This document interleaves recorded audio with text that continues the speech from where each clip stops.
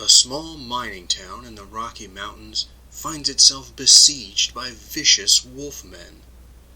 Zeke Crawford is now acting sheriff, on account of the original sheriff getting eviscerated.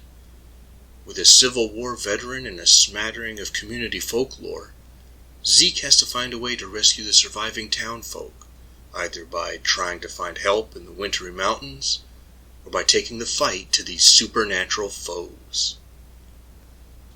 This story is by Timothy Adams, but many of you may recognize him from his YouTube channel, Tim with Tomes and Tales.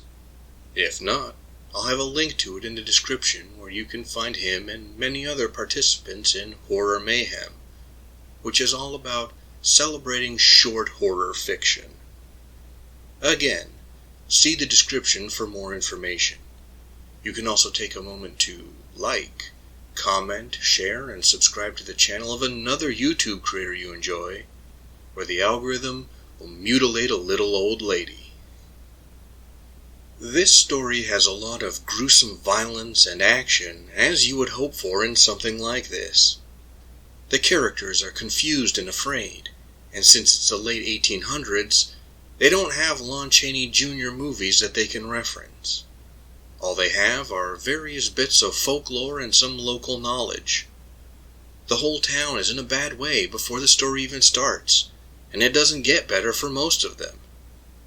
If you like your werewolf stories with buckets of blood and carnage, then you'll get what you're looking for here. The setting of a small mining town during the winter is not typical of a western, and it had me pleasantly surprised, while also reminding me of Ravenous, a bleak horror western film that not enough people have seen.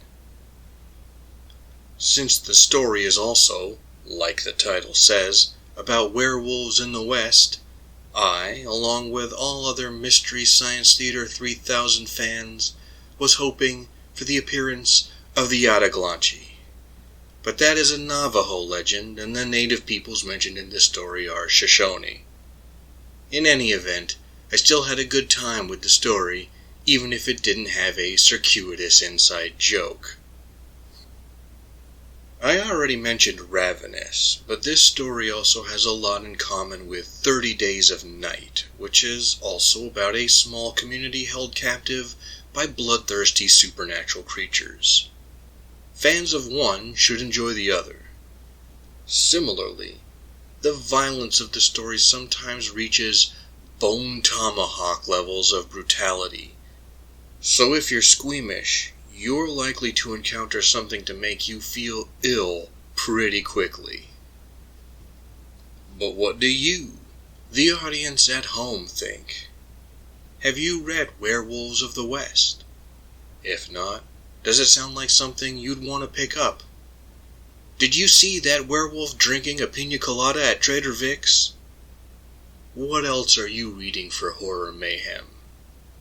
Feel free to share your thoughts in the comments. Thank you for taking the time to listen to my peculiar notions.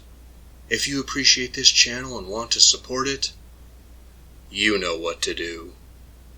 Until next time, read some good horror stories. Live and be well.